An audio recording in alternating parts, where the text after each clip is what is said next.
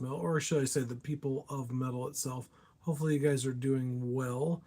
I just thought I would say Merry Christmas to you, even though I know it's a little late, and I was going to say it yesterday, or when it was Christmas, but I thought I would wait until tonight to do it because, I figure I'd do it in person instead of just doing a text or post, because it just seems better that way.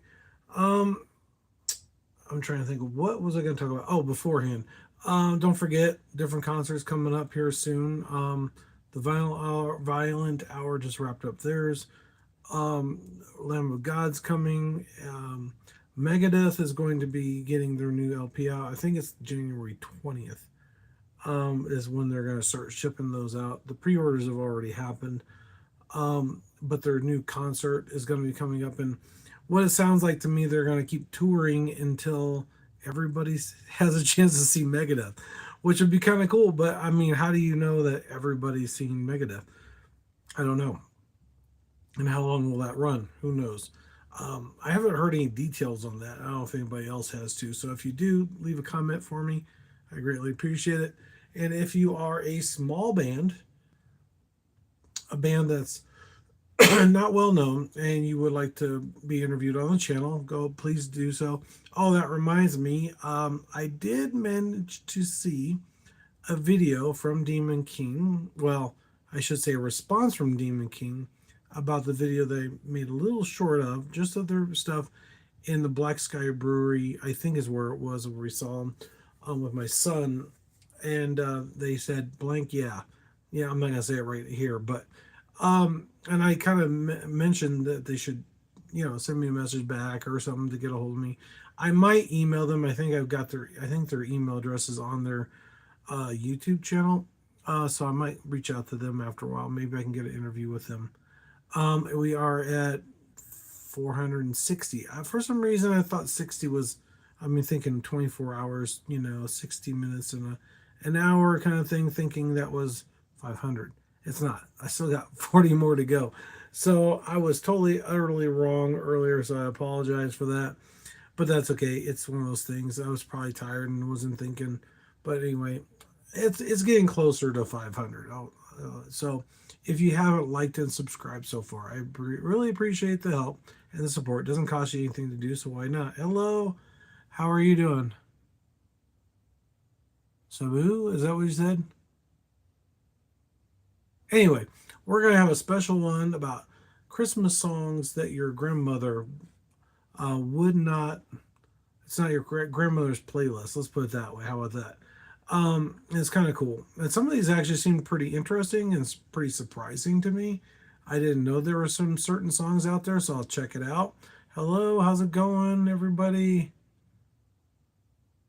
Nowhere Stranger Things in 689. I think that's how you say that. Bro, what's up, bro? How's it going? Anyway, thanks for coming. Thanks for joining. Thanks for subscribing. I appreciate it. Number 20 is Jingle Hell from Christopher Lee, the legendary actor bringing a symphonic boom darkness to the holiday. I think I know who it is, but I want to make sure. I'm not certain. He's a legendary actor, so I'm not sure how that plays with metal, but who knows? Maybe he does a little bit of that too.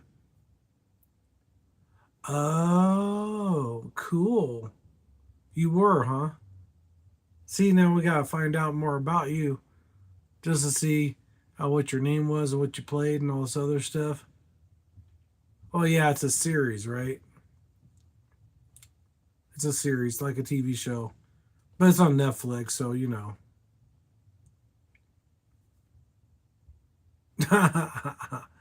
You never know.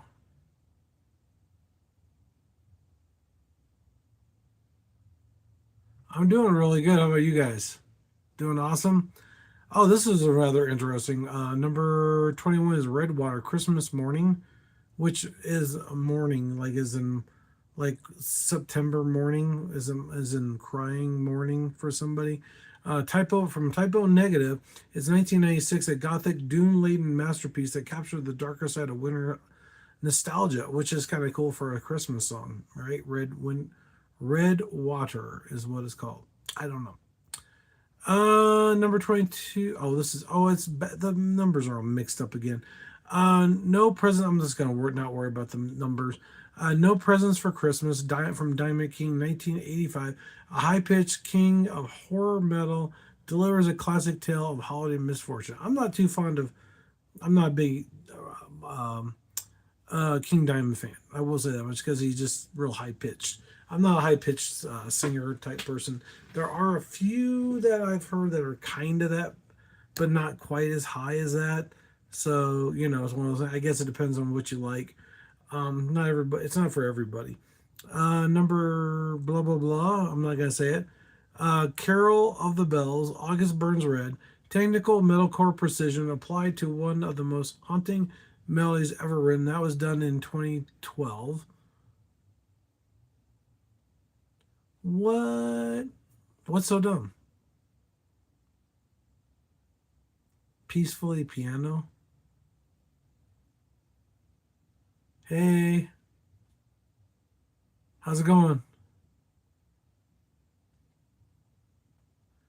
I'm not gonna even try to pronounce that name of yours though. Sorry, or else I would. I'd try, but I'd probably butcher it. You wouldn't believe, What can I say? Number 24 is, oh, never mind, not 24, just Christmas with the Devil. Um, Spinal Tap is the name of the band. 1984, a tongue in cheek classic that actually hits harder than most curious rock songs. Oh, serious rock songs. Yeah, anyway. Number 25, Mistress for Christmas, AC/DC, 1990. A pure, sleazy, hard rock energy that makes the holiday feel like a late night bar brawl. That's kind of cool, right? I think that's kind of different. Let's see what we got here.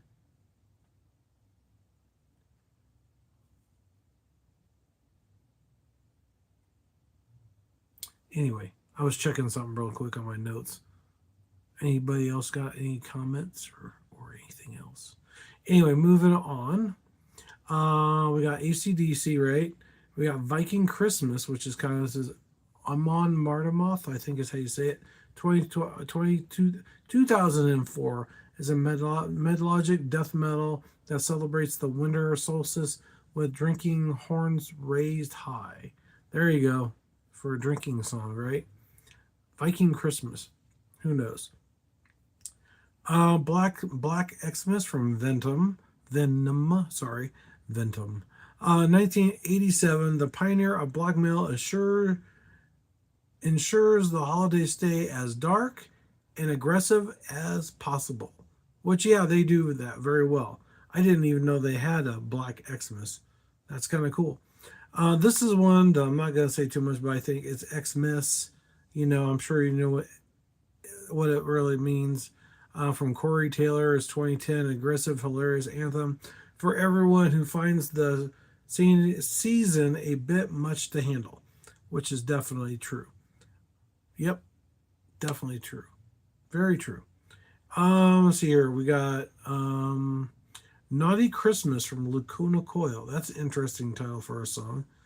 2016, a symphonic and slightly sinister, giving the holidays a modern goth polish. Interesting. This one I might have to check out because I've liked Lacuna Coil. I think they're really awesome, really cool. Number whatever it is, God rest ye merry gentlemen from Dio and Omli, I think is how you say it. The two titans of metal join forces for a version that sounds like it was forged in a cathedral, and that was released in 2008. That's interesting. Number whatever, Silent Night, Chuck Billy, like Chuck Berry, maybe Scott Ian is a thrash metal Silent Night that has anything but quiet, featuring a powerful lineup. That's kind of cool. That might be awesome to listen to because I like Silent Night and it's different, definitely different, even for metal. I don't know how heavy it is.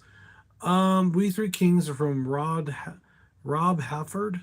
The metal god leads in his operatic range of heavy traditional arrangements. 2009 is when it was released. Run, Rudolph, Run. And I definitely like the song. Lemmy Gibson's and Grohl, I think is how you say it, Grohl. 2008, the ultimate rock and roll metal supergroup turns a classic into a high speed chase. That's kind of cool. I like that. And Rudolph is a definite favorite of mine. I think so. See, I look like I had zero, then we got two. Who knows? There might be 20 on here for all I know. Oh, come all ye faithful, from Twisted Sister 2006. Bring the gap between 80s hair metal and traditional hymns of massive energy. From Twisted Sister. I don't know if I've heard much from Twisted Sister myself. I know who he is, but it's rather interesting. Kidnapped by Sandy Claus. Sandy Claus, like I'm assuming it sounds like it might be for Nightmare Before Christmas, but who knows? Corn, 2008, a dark new metal take on the Nightmare Before Christmas classic that fits the tone perfectly. Okay, so it is based off of that. It's there. That makes sense. Um, but the only thing is they probably made it more metal sounding than the original. Um, what's my favorite musical? I don't know. Actually, Rocky Horror Picture Show is really cool. I guess that would be considered a musical, wouldn't it? I'm trying to stay kind of close to the same theme. Metal, kind of weird, kind of interesting vibe, I guess you could say. Who knows? See here, where we got here? Oh, All I Want for Christmas Is You, from Ashes to New, 2025, a fresh, aggressive, alternative metal take on the most overplayed song in history. Oh, because isn't that Mariah Carey, I think, who sings that? All I want for Christmas is you. I'm not a very good singer. Well, kind of. My throat's a little sore, so I apologize. We Three Kings from Death Dealer 2025. Ross the Boss, Scene Peak, Peck. Oh, sorry. Sean Peck deliver a steel forged soaring power metal anthem. We Three Kings from Death Dealer. That's kind of different. I've heard some of their stuff. I've heard of them. I don't know if I've ever heard much of their music before, but it'd be kind of cool to hear. Now this one I won't know the name of the actual band. Christmas Eve is what it's called, and Sarvano Savage, I think is how you say it. Savantage. That's Sarag. Sorry, Saragevo, and it's Savatage from '95. The heavy metal origin of the TSO sound, nostalgic, epic, and intensely moving. Don't ask me. I didn't make up the thing on it. No Present for Christmas is The Art of Shock. Um, is 2025 a blistering modern cover that updates the Diamond Kings classic for a new generation. Oh, okay. So this is basically the same as the other one, only it's through the Art of Shock, and they redid it. So I don't know if it sounds heavier than what he does because he's a lot lighter sounding. That's a good question. I'd be kind of interested to find out. The Art of Shock. I think I've heard of them before. I believe. Anyway, hopefully you guys. Um,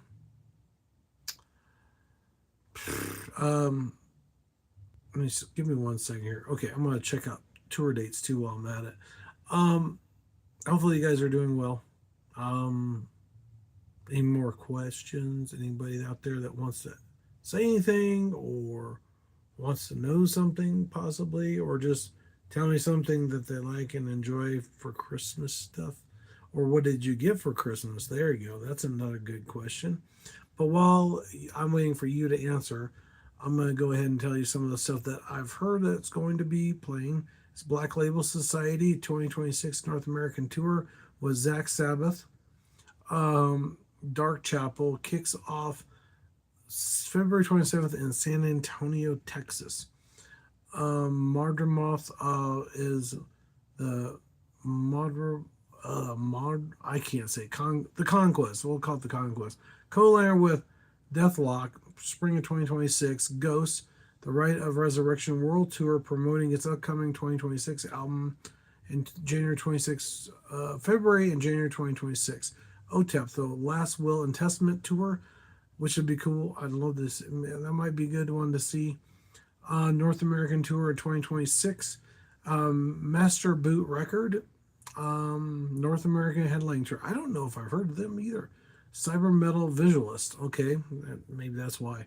Starts April 24th in Cambridge, Massachusetts. Interesting.